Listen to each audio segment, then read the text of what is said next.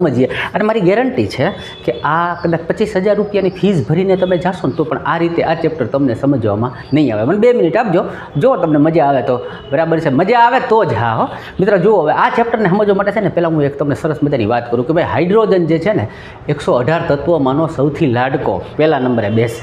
શું કામ કે ભાઈ પહેલા નંબરે બેસે, સૌથી હળવો છે અને લાડકો એટલા માટે છે કે 118 તત્વોમાં બધાયમાં ઇલેક્ટ્રોન, ન્યુટ્રોન ને પ્રોટોન હોય. આ એક જ એવો છે કે એના અંદર છે ને ઇલેક્ટ્રોન ને પ્રોટોન છે, ન્યુટ્રોન નથી. આ પણ એક પ્રશ્ન બને છે, શું સમજતા જાજો.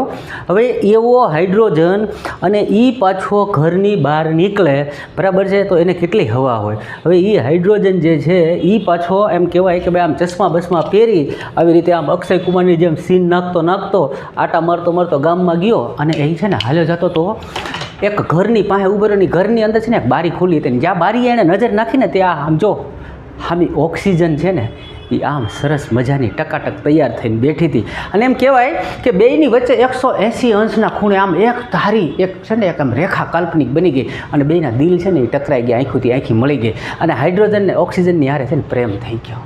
બરાબર છે, હાઇડ્રોજન અને ઓક્સિજનની બેયની હારે પ્રેમ થઈ ગયો અને એ બે છે ને પ્રેમ સંબંધમાં જોડાઈ ગયા અને ભેગા થઈ ગયા એટલે કે H2O બનાવ્યું અને પાણી બનાવ્યું. આ જે બે ભેગા થયા ને મિત્રો, એ જે ભેગા થવાની પ્રોસેસ છે ને એને જ આ લોકો કહે છે કે સંયોગીકરણ.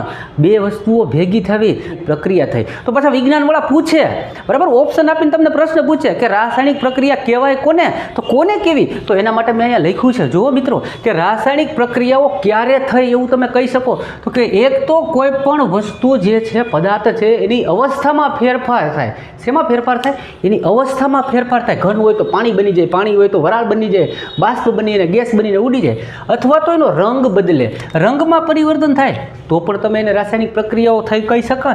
એના તાપમાનમાં બદલાવ થાય. હવે જુઓ, ઓક્સિજન અને હાઇડ્રોજનને જોયું અને બે વચ્ચેની નજર મળી, તાપમાન તો બદલ્યું જ હશે ને બરાબર છે. એકબીજાની વચ્ચે ગરમી તો આવી જ હશે ને. તો એ જો તાપમાનમાં પણ બદલાવ થાય તો પણ તમે એને રાસાયણિક પ્રક્રિયા થઈ કહેવાય. પછી છે કે વાયુનો ઉદ્ભવ થવો, જો વાયુ પણ ઉદ્ભવ થાય તો પણ એને રાસાયણિક પ્રક્રિયા થઈ કહેવાય મિત્રો. અને એક વસ્તુ લગી છે અવક્ષેપણ. અવક્ષેપણ એટલે શું?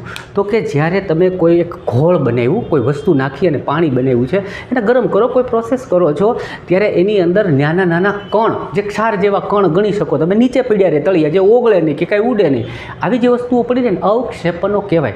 અને આ પ્રક્રિયાથી અવક્ષેપણ બને ને એને અવક્ષેપણ પ્રક્રિયા પણ કહેવાય. આ પણ એક પ્રશ્ન બનશે.